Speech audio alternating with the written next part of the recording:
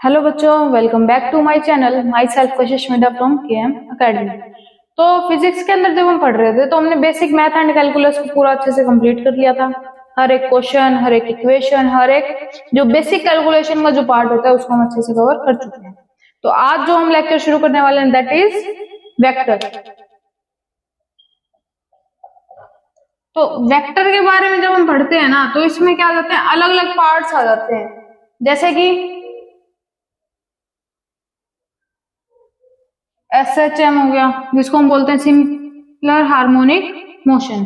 ठीक है, then further हम बात करें, ग्रेविटी आ जाती है, डिफरेंट टाइप ऑफ मोशंस आ जाते हैं, काइनेमेटिक्स आ जाती है।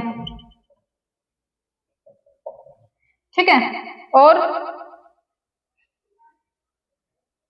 लॉ ऑफ मोशन की बात करते हैं।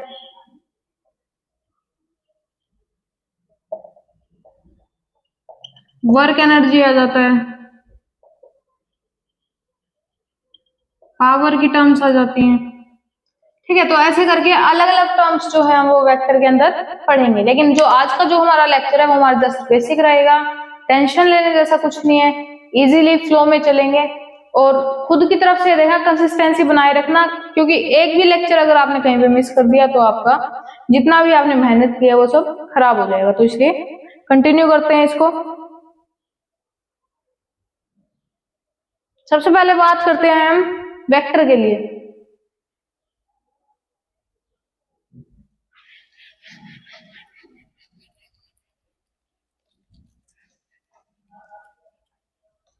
वेक्टर की अगर डेफिनेशन लिखनी हो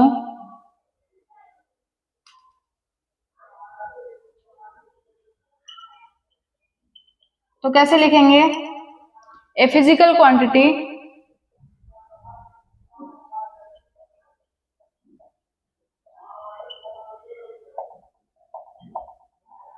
which have magnitude and direction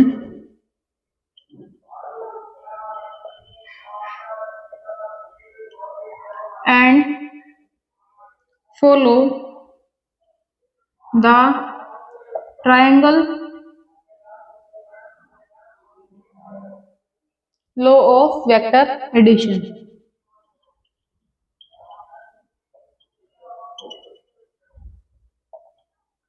ठीक है, इसके एग्जांपल्स के बारे में हम बात करें वेक्टर के केस में तो हमारे पास एग्जांपल आ जाते हैं फोर्स, वेलोसिटी, एक्सेलरेशन,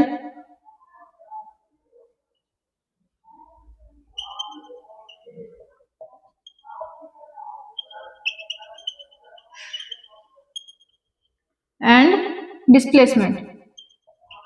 इसके अंदर क्या होगा, सिर्फ वो एग्जांपल लिखे जाएंगे जिसके अंदर क्या है, हमारे पास डायरेक्शन भी मैटर करती है। अब एक एग्जांपल ले लिया हमने डिस्प्लेसमेंट। डिस्प्लेसमेंट की जगह अगर हम डिस्टेंस लिख देते तो डिस्टेंस की टर्म जब हम बात करते हैं तो डिस्टेंस के अंदर क्या है, हमारे पास डायरेक्शन जो है वो मैटर नहीं करती, क्योंकि वो सिर्फ ये दिखेगा कि यहाँ से यहाँ तक चला, यहाँ से यहाँ तक चला, यहाँ से यहाँ तक चला। वापस अगर वो सेम एग्जैक्ट पोजीशन पे आ गया तो भी डिस्टेंस क्या होगा, मेजर होगा।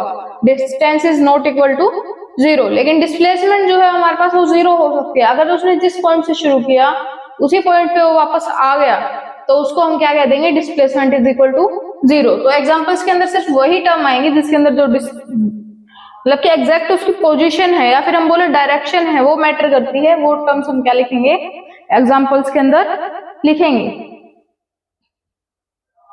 अब एक टर्म आ जाती है हमारे पास that is scalar.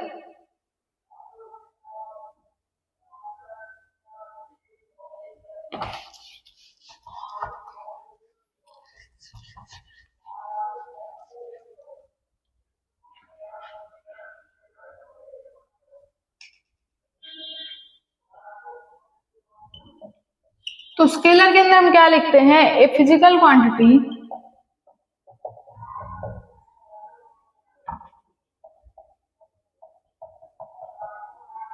which have magnitude and unit are known as scalar.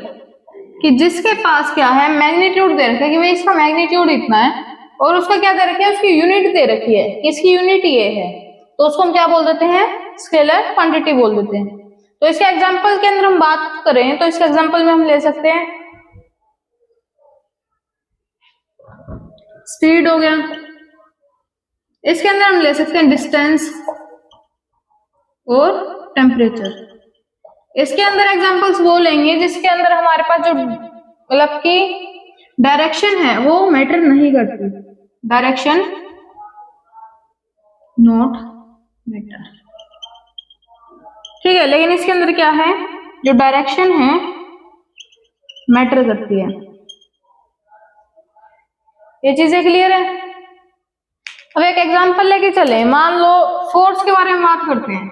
ये कोई ऑब्जेक्ट है यहाँ पे, ठीक है, 10 न्यूटन, ठीक है, यहाँ से इसने 10 न्यूटन फोर्स यहाँ से लगाया, 10 न्यूटन फोर्स है नहीं यहाँ से लगाया, सेम फोर्स है ऑब्जेक्ट पे लग रहा है, तो नेट फोर्स क्या हो जाएगा, 0, क्योंकि क्या है, दोनों साइड से सेम फोर्स लग रहा है, तो इधर से फोर्स लग रहा है तो वो चीज को इधर नहीं जाने दे रहा, ठीक है, इधर फोर्स लग रहा है तो वो उसको उधर नहीं जाने दे रहा, क्योंकि दोनों तरफ से बराबर, एक चीज को हम दोनों तरफ से ऐसे बराबर तरफ करके फोर्स लगाएंगे, वो इधर से धक्का दे रहा है, वो इधर से धक्का दे रहा है, तो वो चीज तो बीच में रही ना, क्योंकि क्या है, दोनों तरफ फोर्स जो है वो इक्वल है, ठीक है।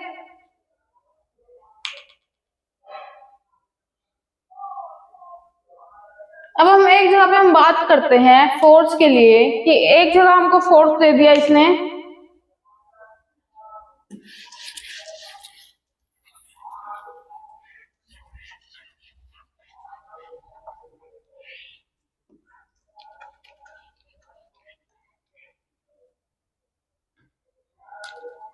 F1 जो है इसने दे दिया हमको +10 न्यूटन और F2 दे दिया इसने हमको -10 न्यूटन। तो इससे आप क्या समझते हो, कमेंट करेंगे सभी।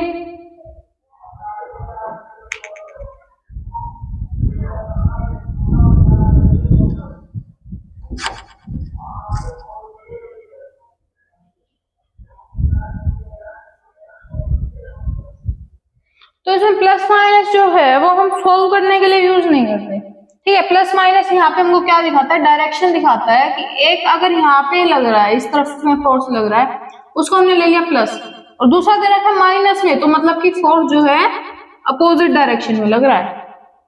ये चीजें क्लियर है। इन वेक्टर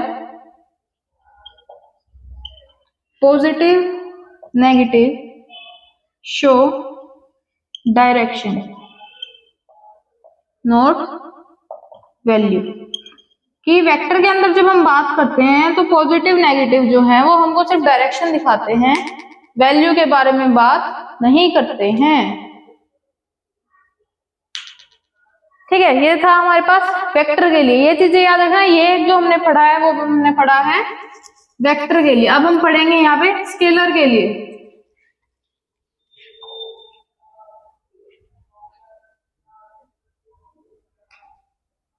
इन स्केलर अगर हमको पोटेंशियल एनर्जी इसने दे दी, एक है +5 और एक है -5, तो इससे आप क्या समझते हैं, इसको हम ऐसे लिख सकते हैं कि U1 जो है वो ग्रेटर होगा देन U2। क्यों, इसका रीजन क्या है कि in scalar the positive and negative value show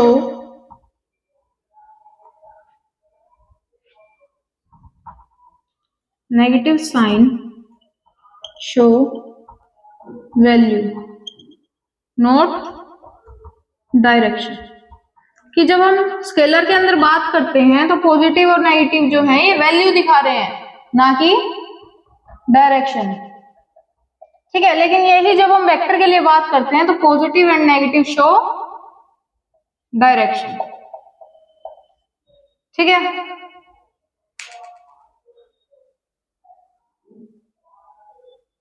आगे चले, अब हम वेक्टर को लिखते कैसे हैं,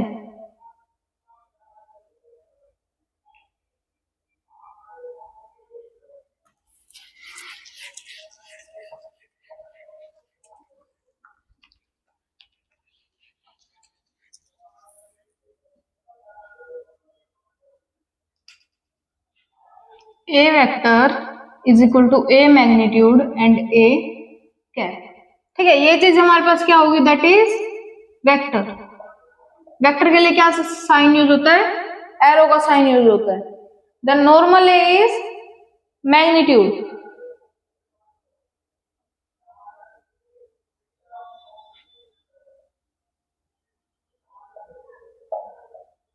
और इसको हम क्या बोल देते हैं, it is unit vector.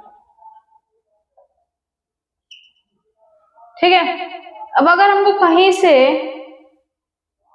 Unit vector निकालना है तो उसको हम कैसे निकाल सकते हैं।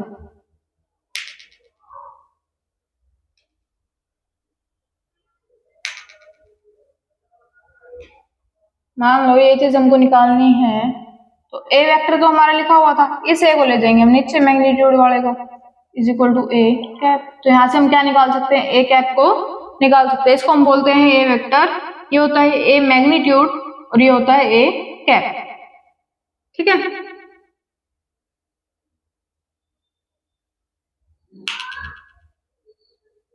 अब हम जब यूनिट वेक्टर के लिए बात करते हैं,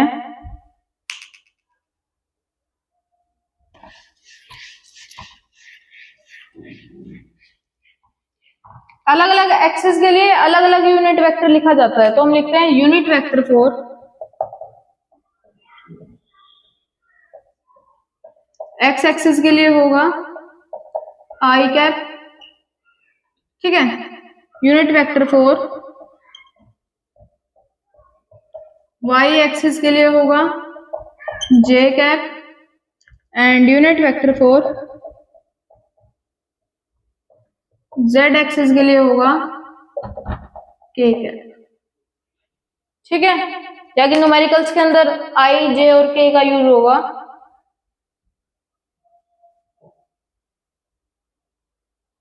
और जहां हम यूनिट वेक्टर के लिए बात करते हैं, तो यूनिट वेक्टर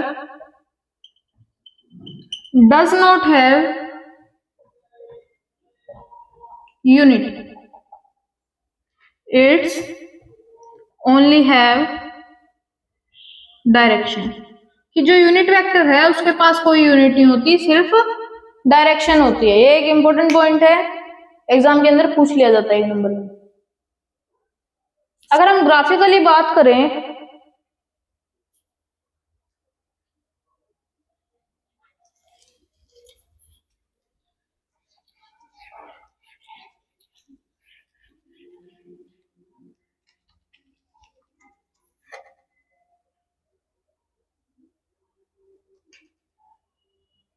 मान लो ऐसे कुछ हमको वेक्टर दे रखा है, तो इसको हम क्या बोलते हैं, हेड, जो कि क्या शो करता है, डायरेक्शन शो करता है। ठीक है, इस पॉइंट को हम बोल देते हैं टेल, और जो ये चीज है ना, इसको हम बोल देते हैं मैग्नीट्यूड। तो मैग्नीट्यूड से हम क्या समझेंगे, दैट इज लेंथ कितनी है उसकी।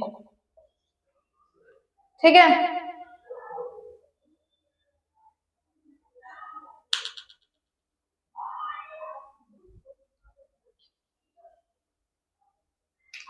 अब एक पॉइंट और आ जाता है, दैट इज वेक्टर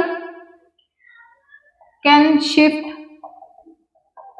मतलब कि कोई एक वेक्टर है, मान लो ये वेक्टर है, ठीक है, इसकी हम डायरेक्शन को सेम रखते हुए इसको हम पैरेलली क्या कर सकते हैं, शिफ्ट कर सकते हैं।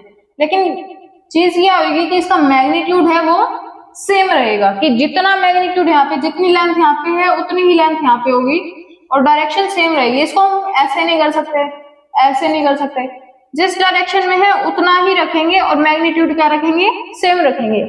ठीक है, तो इसकी डेफिनेशन की बात करें तो हम लिखते हैं वेक्टर कैन शिफ्ट पैरेलल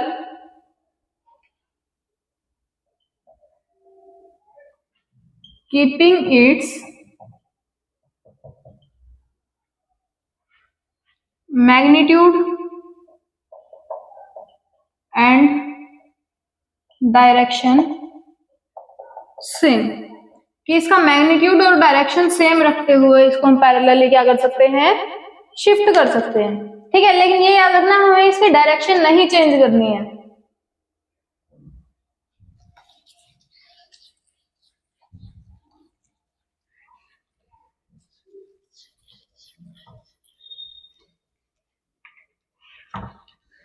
एक एग्जांपल और ले लेते हैं इसी भाई, कि मान लो कोई वेक्टर हमारे पास प्रेजेंट है ऐसे, तो इसको अगर हम शिफ्ट कर रहे हैं तो इसको इसी डायरेक्शन में ही शिफ्ट करेंगे।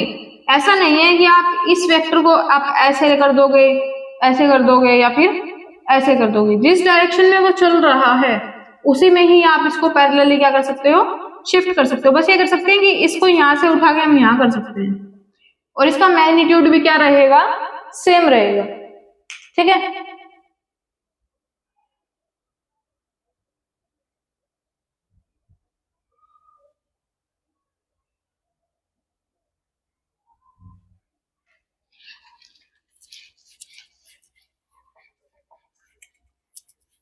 वेक्टर क्लियर हो गया सबको?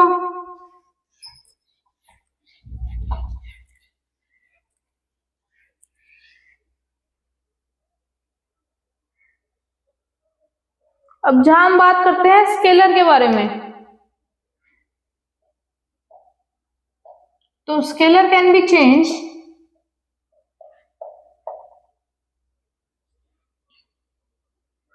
From magnitude, not from direction. Vector के अंदर हम क्या कर रहे थे, मैग्नीट्यूड और डायरेक्शन दोनों को सेम रख रहे थे, लेकिन जब हम स्केलर के लिए बात करते हैं तो हम इसको क्या कर सकते हैं, मतलब कि जो इसका मैग्नीट्यूड है उसको तो चेंज कर सकते हैं लेकिन डायरेक्शन को चेंज नहीं कर सकते। मान लो किसी चीज का एग्जांपल में ले लिया, हमने मास दे रखा है दैट इज 5 kg, तो स्केलर के अंदर हम उसको 7 kg कर सकते हैं, 9 kg कर सकते हैं, लेकिन इसने बता दिया कि मास जो है ऐसे गिर रहा है, तो उसको हम ऐसे की जगह ऐसे नहीं कर सकते। समझ आई? इसको हम डायरेक्शन के अंदर चेंज नहीं कर सकते। मान लो कोई चीज जो है रोटेट कर रही है, ठीक है, इस मोशन में है, 10 मीटर पर सेकेंड से चल रही है, ठीक है, ऐसे जा रही थी, एक मोशन आया ऐसे, एक मोशन आया ऐसे, एक मोशन आया ऐसे, एक मोशन आया ऐसे। तो इसने क्या बताया, खुद की तरफ से अगर वो बता रहा है कि हमारे पास जो है डायरेक्शन के अंदर चेंज हो रहा है, तो स्पीड क्या रहेगी, कांस्टेंट रहेगी, दैट इज 10 मीटर पर सेकेंड। ठीक है,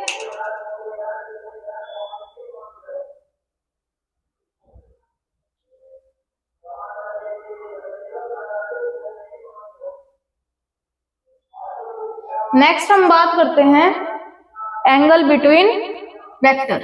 ये वेक्टर के बीच में जो एंगल होता है उसके बारे में हम क्या बता सकते हैं, क्योंकि एग्जाम्स के अंदर पूछ लिया जाता है इसके बीच का एंगल क्या है, ऐसी चीजें हमसे पूछ ली जाती हैं।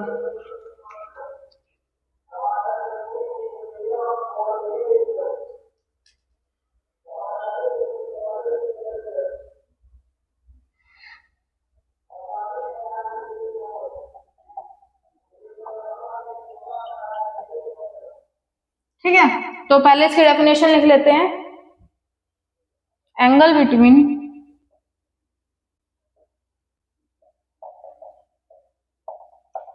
To vector is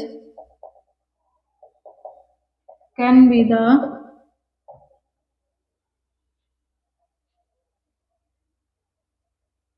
smaller angle of the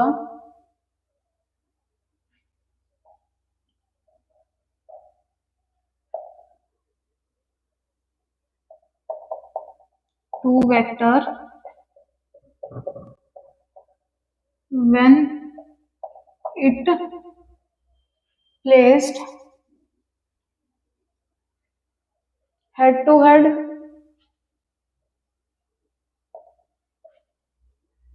और टेल टू टेल। कि दो वेक्टर के बीच का जो एंगल है वो सबसे छोटा एंगल हो सकता है, कि स्मॉलर एंगल हो सकता है इन केस उसको हेड टू हेड रखा गया हो या फिर टेल टू टेल रखा गया हो। ठीक है, जैसे कि एंगल की बात करें अगर,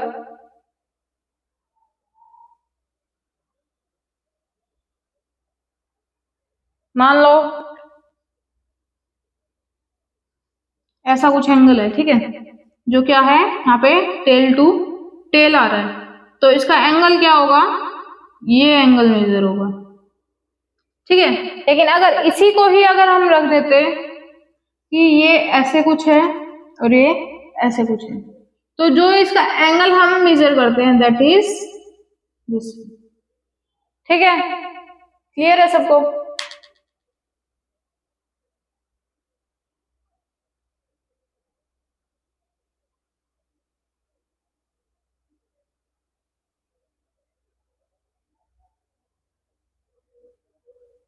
अब इसके बेस पे एक क्वेश्चन कर लेते हैं।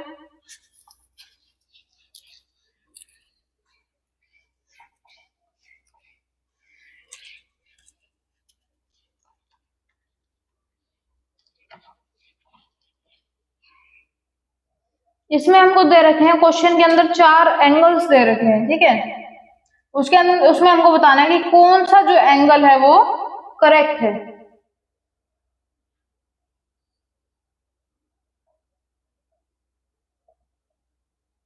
फर्स्ट हो गया ये, सेकंड है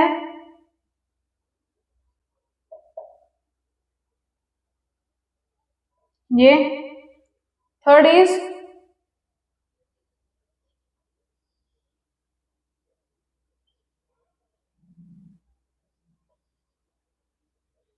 and fourth is this one and this one. अब कमेंट करेंगे आप कि कौन सा एंगल करेक्ट है, फर्स्ट, सेकंड, थर्ड या फोर्थ, कौन सा ग्राफ सही बना हुआ है।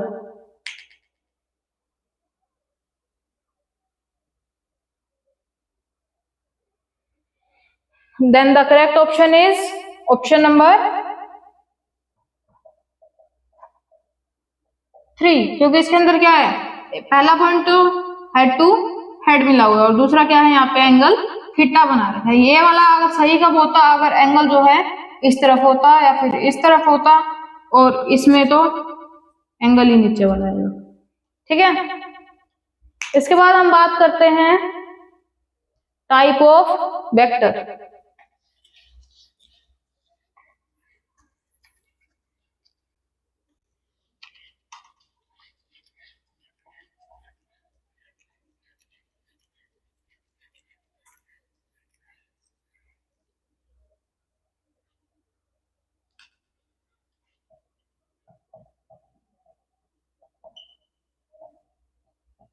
फर्स्ट आ जाता है हमारे पास equal vector.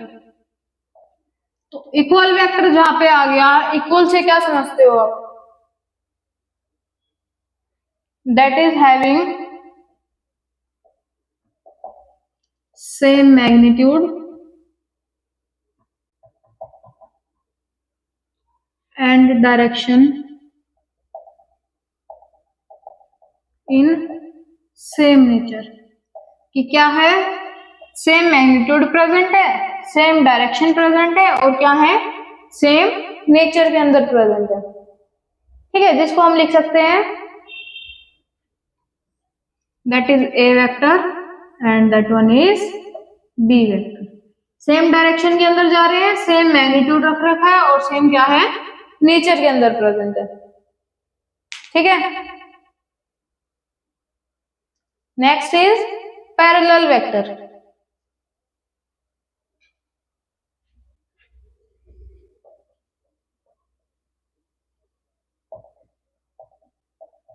The vector which have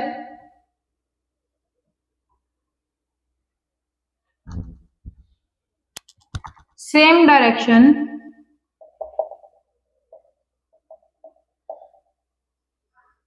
but the magnitude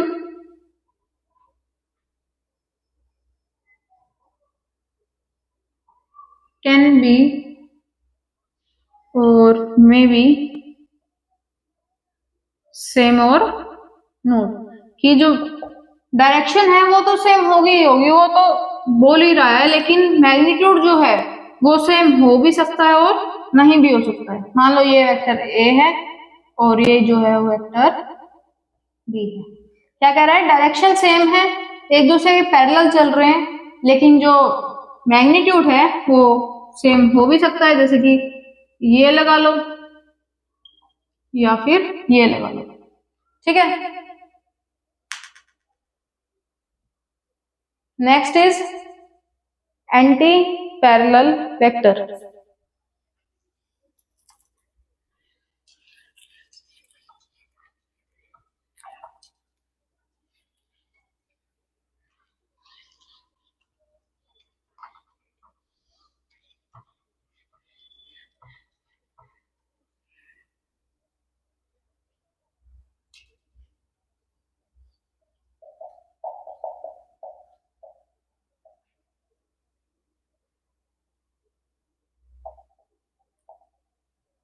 इसके अंदर क्या हुआ, डायरेक्शन होगी opposite,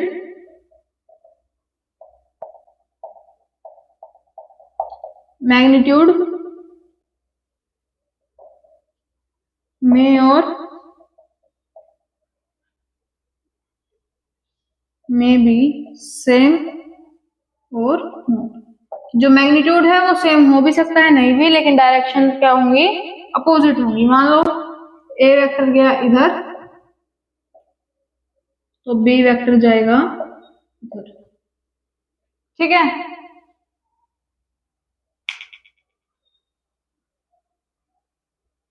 next is negative vector.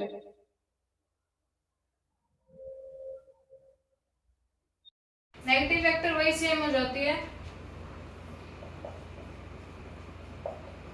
कि क्या होगी, अपोजिट इन डायरेक्शन। लेकिन इसके अंदर हम पैरेलल बेस पे बात नहीं करेंगे। इसके अंदर एक जा रहा है इधर, एक जा रहा है इधर, इसको हम लिख देते हैं पॉजिटिव में, इसको हम लिख देते हैं नेगेटिव, ठीक है।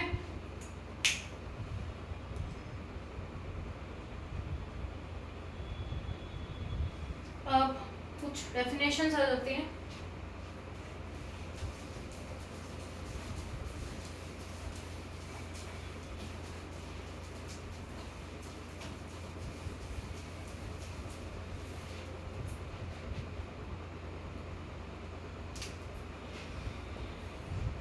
एक आ जाता है हमारे पास कोलिन्स वेक्टर। जब वेक्टर हमारा प्रेजेंट होता है ऑन सेम लाइन, जब सेम लाइन पे हमारा वेक्टर प्रेजेंट होगा तो उसको हम क्या देते हैं, कोलिन्स वेक्टर। नेक्स्ट आ जाता है हमारे पास कोप्लेनर वेक्टर।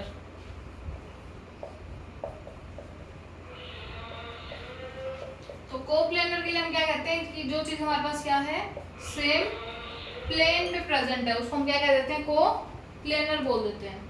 नेक्स्ट है यूनिट वेक्टर। जो चीज हमने देखी थी दैट इज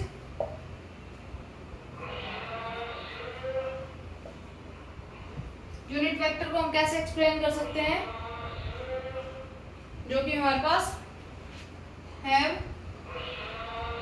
डायरेक्शन को रिप्रेजेंट करता है, ठीक है। उसको हम क्या कह देते हैं, यूनिट वेक्टर बोल देते हैं। Next is orthogonal vector.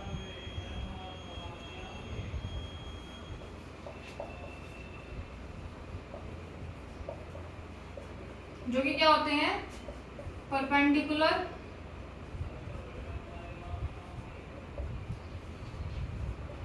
To each other. कि क्या कर रहा है, मान लो एंगल बना रहा है, ठीक है।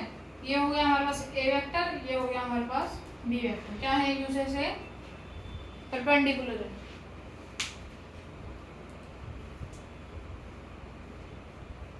नेक्स्ट है कोन current vector.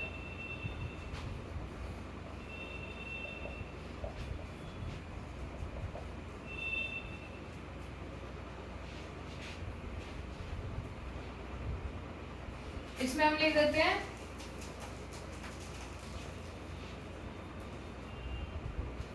Vector exactly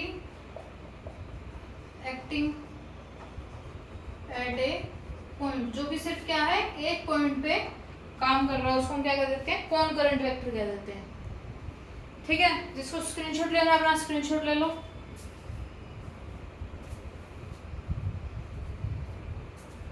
then जो इसके साथ ही हमारा जो टाइप ऑफ वेक्टर था या फिर वेक्टर का जो बेसिक था वो हम कवर कर चुके हैं।